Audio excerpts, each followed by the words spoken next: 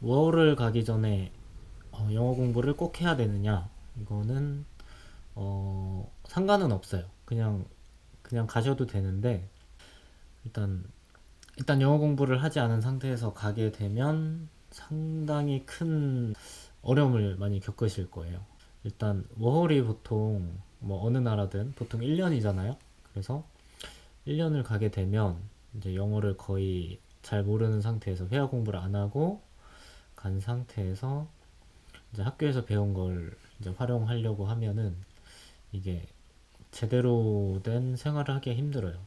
뭐 영어를 공부를 안 하고 일단 학교에서 배운 걸 활용을 해도 뭐 사는데 크게 지장은 없지만, 지장이 있긴 있지만 뭐 살 수는 있지만, 일단 영어 공부를 회화 공부를 한 것과 안 한 것은 상당히 큰 차이가 있다는 거. 삶의 질이 달라지죠. 월은 보통 1년이잖아요. 어느 나라든 1년이고 뭐 연장할 수 있는 나라는 뭐 2년까지, 뉴질랜드 같은 경우는 3개월 연장을 할 수 있고. 근데 그 짧은 1년이란 기간이 그렇게 길지가 않아요. 1년이면 영어 공부를 안 하고 간 상태에서 1년 정도 있다 보면 이제 어느 정도 이제 외국인과 대화를 시작하고 이제 재미있게 대화를 할 수 있을 정도가 됐을 때 이제 집에 가야 돼요. 정말 안타깝죠. 그래서 호주 같은 경우는 2년이기 때문에 1년 정도 뭐 생활을 하다 보면 남은 1년 동안은 그래도 어느 정도 영어를 수준급으로 활용할 수 있는 사람들도 꽤 많겠지만, 만약 1년 미만 정도 있는다고 생각을 하면 굉장히 불편하죠. 영어를 잘 못하면. 그 영어라는 게 워홀을 와서 영어를 배우는 게 아니라 자기가 실제로 공부한 것을 이제 연습하는 공간이거든요. 이 나라는. 근데 자기가 아무것도 모르는 상태에서는 그 영어를 배울 수가 없어요. 그거를 배우고 배웠던 걸 활용을 해야 되는데 이제 대화를 하면서 외국인과. 근데 그게 안 되죠. 그래서 직장을 구한다거나 아니면 집을 구한다거나 아니면 계좌를 오픈한다거나 주문을 할 때에도 상당히 큰 어려움을 겪으실 거예요. 뭐 아무것도 안 들리니까.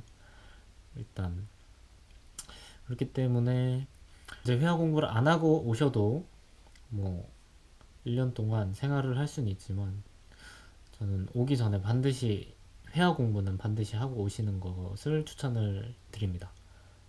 반드시 하시는 게 좋고, 한 3개월 정도 회화 공부를 하시면 그 한 것과 안 한 것의 차이가 굉장히 커요. 그리고 만약에 이제 자기가 이제 영어 공부를 좀 했어요. 근데 회화 공부는 보통 안 하잖아요. 우리나라 사람들은 영어를 안 쓰잖아요. 국내에서. 리딩이나 뭐 문법, 어휘 이런 건 영어 공부를 잘 하신 분들은 이런 거는 굉장히 잘하세요. 하지만 대화가 안 돼요. 그래서 저 같은 경우도 뉴질랜드 처음 왔을 때 제가 한 7년 전에 토익이 한 900점이 있었는데, 뉴질랜드 오면 남들보다는 훨씬 낫겠구나 라고 생각을 했어요. 근데 정말 오자마자 정말 좌절했어요. 정말 아무것도 안 들리고 제가 표현하고 싶은 말도 할 수가 없고 문장 하나 만드는데 너무 오래 걸리고.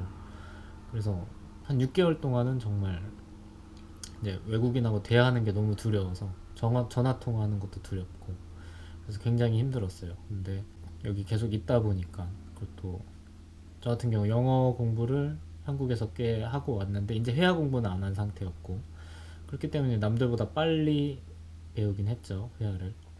일단 자연스럽게 대화를 시작할 수 있는 정도가 되면 그때부터는 이제 삶의 질이 달라지죠. 외국에서 그때부터 이제 재밌어지죠.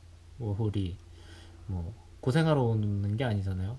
돈 벌러 오시는 게 아니라 여행도 하고 외국인 친구도 만나고 돈도 벌고 영어 공부도 하고, 이걸 모두 할 수 있으면 가장 이상적인 워홀 생활을 했다고 볼 수 있는데, 그러기 위해서 가장 중요한 게 제가 생각하기엔 영어라고 생각을 합니다.